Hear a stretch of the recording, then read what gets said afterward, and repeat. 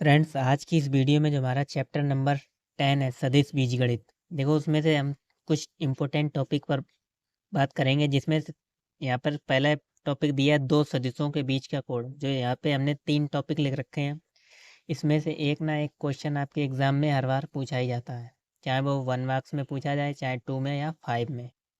तो देखो, आपको इन तीनों टॉपिक पे क्वेश्चन को आराम से तैयार कर लेना है, जो कि आपको आना चाहिए अच्छे तरीके से। अगर आपने पहले से पढ़ रखा है तब तो आपको बहुत सरल लगेगा, अगर आपने नहीं पढ़ा है तो हम यहाँ बेसिक से बताएंगे आपको करना कैसे है।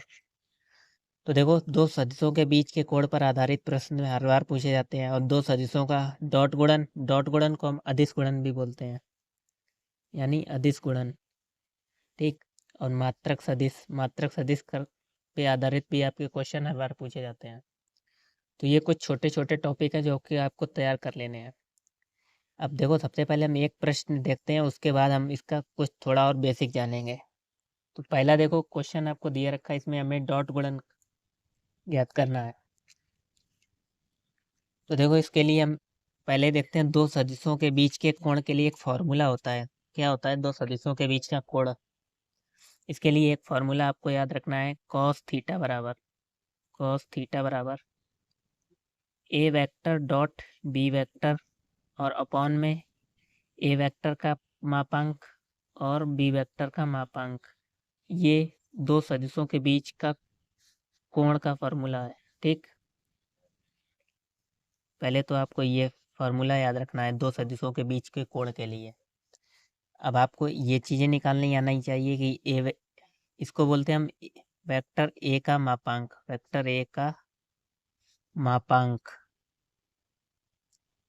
तो इसको आपको कैसे निकालना है? जैसे कि आपको मान लो दो सदिश दिए हुए हैं। एक सदिश दिया ए वेक्टर बराबर x1 I cap plus X Y one J cap plus z1 K cap, और दूसरा सदिश आपको दे रखा है बी वेक्टर बराबर x2 आई कैप प्लस y2 जे कैप प्लस z2 के कैप।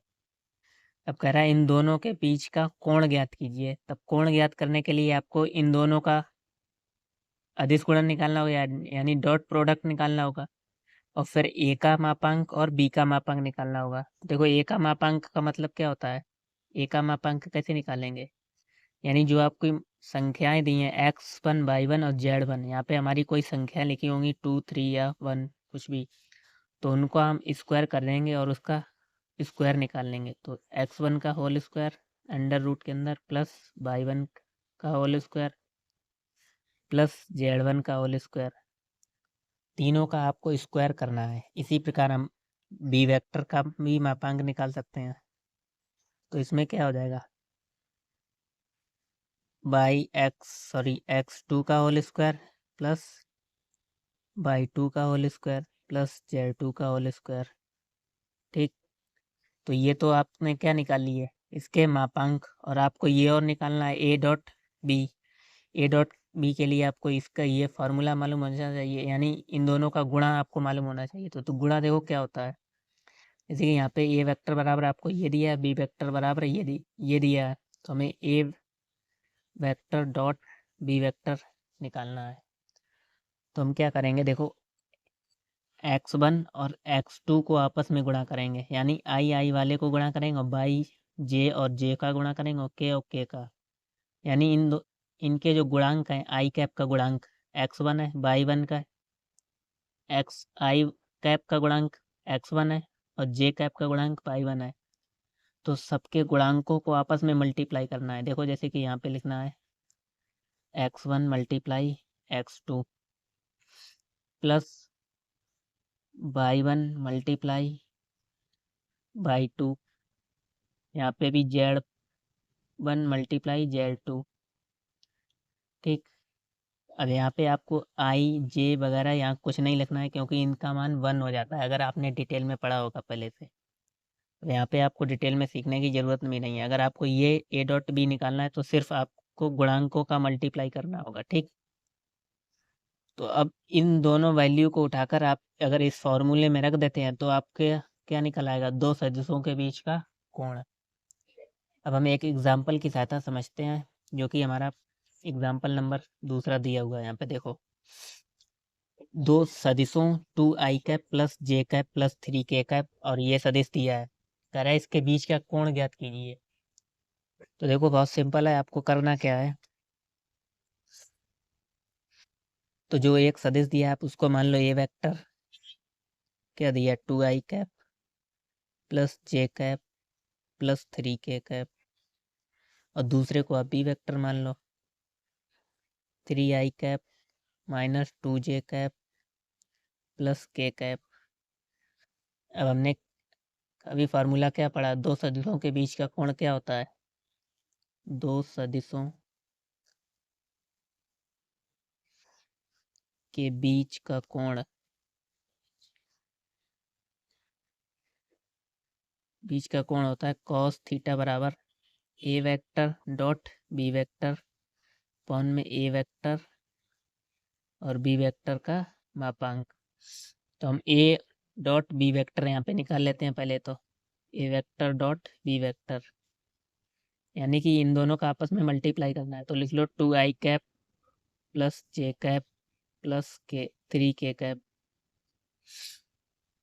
डॉट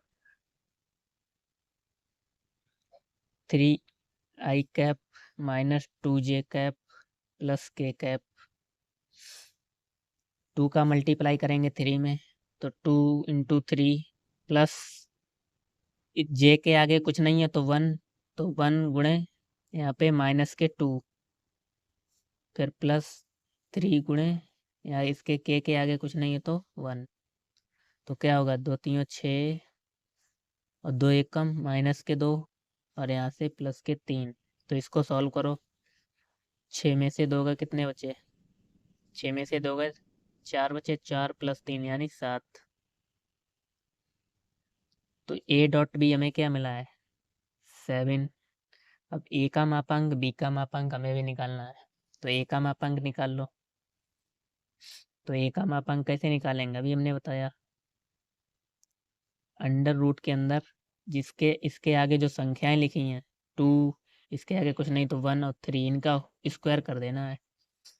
तो 2 का स्क्वायर प्लस 1 का स्क्वायर प्लस 3 का स्क्वायर,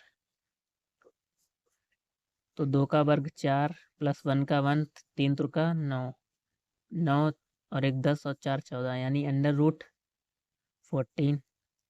इसी प्रकार वी वेक्टर का मापांक 3 का स्क्वायर प्लस माइनस 2 का स्क्वायर प्लस 1 का स्क्वायर, तो क्या हो जाएगा, यहाँ से 9, यहाँ से हो जाएगा 4, यहाँ से प्लस 1, यानी अंडर रूट 14 ये भी आपका आएगा। अब सब चीज़ें हमने निकाल ली, ए डॉट बी भी निकाल लिया है और ए वेक्टर बी वेक्टर, अब सिर्फ इस फॉर्मूले में रख दो, तो कॉस थीटा बराबर, ये हमें मिला 7, यहाँ से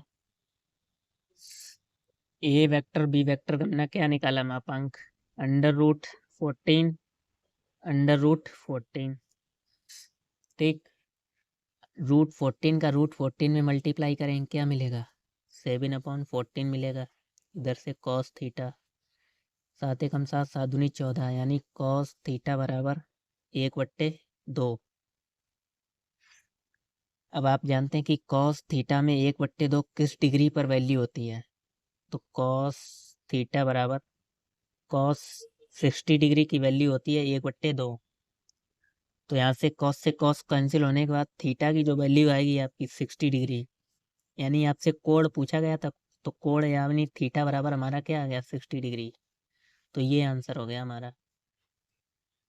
सिर्फ आपको ये वाला फार्मूला याद करना है और बाकी गुणन आपको निकाल ही लेंगे, और इसका भी मापांक भी आपको निकालना आ गया होगा।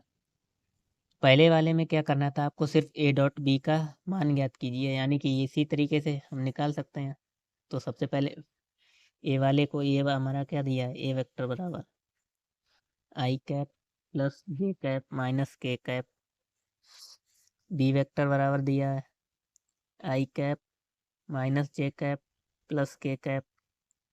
तो ए डॉट बी पूछा गया है, तो ए वेक्टर डॉट बी बराबर क्या हो जाएगा, यानी इसके आगे कुछ नहीं है तो 1 हम डायरेक्ट मल्टीप्लाई कर रहे हैं। 1 गुणे 1 प्लस 1 गुणे -1, 1 गुणे -1 और इसमें हो जाएगा -1 गुणे 1। तो 1 का गुणा 1 में करेंगे तो प्लस के 1 और यहाँ से हो जाएगा माइनस के 1 और यहाँ पे भी माइनस के 1। ठीक, तो देखो क्या बचेगा, -1 और -1 यानी माइनस के 2। 1 में से 2 माइनस करेंगे तो माइनस के 1 बचेगा। यानी इतना ही हमें सॉल्व करना था। इसमें सिर्फ a डॉट b पूछा गया था। तो ये तो इसका गुणन होता है दो सदिशों का अदिश गुणन के लिए। अगर ये क्वेश्चन आ जाता तो आप इजीली से आसानी से इसको सॉल्व कर लेंगे। अब देखो, दो सदिशों के आधारित पर एक क्वेश्चन हमारा 2022 के बोर्ड एग्जाम में पूछा गया था, वो हम आपको दिखाते हैं पेपर में। तो देखो, इस पेपर में जो हमारा क्वेश्चन नंबर 1 होता है, इसमें एक क्वेश्चन पूछा गया था निम्नलिखित। इसमें पहला वाला जो प्रश्न होता है, इसमें एक एक मार्क्स से पूछे जाते हैं। तो जो क्वेश्चन नंबर ड आपको दिखाई दे रहा है, सदिश ए वेक्टर तथा बी वेक्टर के बीच का कोण ज्ञात कीजिए। तो हम इसको सॉल्व करते हैं। देखो कैसे सॉल्व करना है। सिर्फ ए वेक्टर आपको दिया और बी वेक्टर, हमने इन दोनों को लिख लेते हैं। तो देखो, हमने जो पहले लिख रखा है यहाँ पे फर्स्ट वाला क्वेश्चन, आप देखेंगे कि ए वेक्टर आई कैप प्लस जे कैप माइनस के कैप तथा बी बराबर आई कैप माइनस जे कैप प्लस के कैप। तो यही क्वेश्चन हमसे पूछा गया था। ठीक, अब हमने इतना तो निकाल ही लिया है कि ए डॉट बी हम निकाल चुके हैं। फॉर्मूला में मालूम है कि कॉस थीटा बराबर क्या होता है। तो हमें इसका सिर्फ मापांक और निकालना है। तो ए वेक्टर का मापांक निकाल लो यहाँ से। ए वेक्टर का मापांक क्या हो जाएगा, यानी 1 का स्क्वायर प्लस -1 का स्क्वायर प्लस, यहाँ पे प्लस 1 ही है तो यहाँ पे -1 का स्क्वायर। तो 1 का स्क्वायर करेंगे तब भी 1 मिलेगा और -1 का स्क्वायर करेंगे तब भी 1 ही मिलेगा आपको। तो क्या हो जाएगा, √3। अब इसका भी √3 ही निकलना है बी वेक्टर का, आप निकाल के देख लेना। √3 का भी इसका भी √3 निकलेगा। अब हमने फॉर्मूला पढ़ा है, दो कॉस थीटा बराबर क्या होता है, A vector dot B vector upon में ए वेक्टर का मापांक और बी वेक्टर का मापांक। रख दो वैल्यू। इसकी हमें क्या मिली थी, -1 और इन दोनों की वैल्यू मिली √3 और √3। तो देखो, √3 का √3 में मल्टीप्लाई करेंगे तो हमें क्या मिलना है, बराबर -1/3 और इधर क्या था, कॉस थीटा।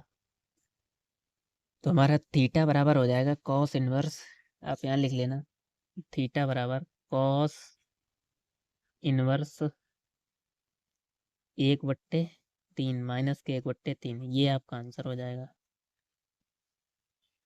ठीक, तो ये क्वेश्चन हमारा 1 मार्क्स में पूछा गया था, आपको इस तरीके से सॉल्व करना है। तो कुछ एग्जाम्पल हम और देखते हैं जो कि आपके कई बार बोर्ड एग्जाम में पूछे गए हैं। तो देखो, ये क्वेश्चन हमारे 2014 में पूछा गया था ऑप्शन वाले में, कि सदिश ये दिया है तथा ये वाला दिया कि बीच का कोण होगा, तो इसमें से कौन सा कोण होगा वो आपको पता लगाना है। तो वही आपका फार्मूला आप लगा देंगे और जो आंसर आपका राइट आएगा वो आप लगा देंगे। तो हमारा आंसर आपको बता देते हैं, हमारा जो ऑप्शन नंबर ए इसमें सही है। तो आप लगा के देख लेना, इस आपकी प्रैक्टिस हो जाएगी। ठीक, अब देखो, कई बार ये इस प्रकार से पूछा गया है, कोण पर आधारित ये प्रश्न पूछा गया है, यदि दो सदिशों ए वेक्टर तथा बी वेक्टर के परिमाण क्रमशः √3 तथा 2 है तो ए डॉट बी बराबर 6 √6 है, तो ए वेक्टर व बी वेक्टर के बीच का कोण ज्ञात कीजिए। तो देखो, हमने कोण का फॉर्मूला हमने अभी पढ़ा है, क्या होता है, दो सदिशों के बीच का कोण का फॉर्मूला होता है A vector dot B vector upon में ए वेक्टर का मापांक और बी वेक्टर का मापांक। इसका मतलब, इसको हम परिमाण भी बोलते हैं, किसी सदिश का परिमाण।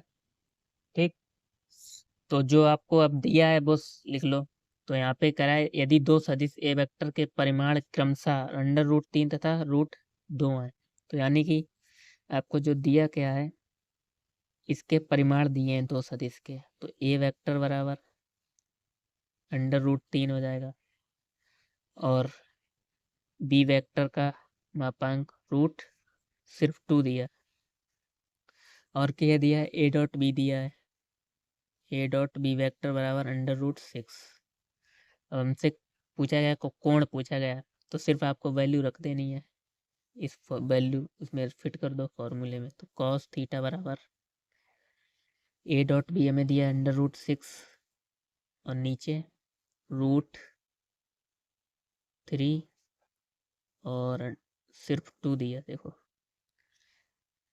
देखो √6 को हम क्या लिख सकते हैं, कॉस थीटा बराबर √6 को हम लिख सकते हैं 2 × 3 यानी 2 3 6 और √3 × 2 है नीचे, तो अलग अलग रूट में ले लो। √3 × √2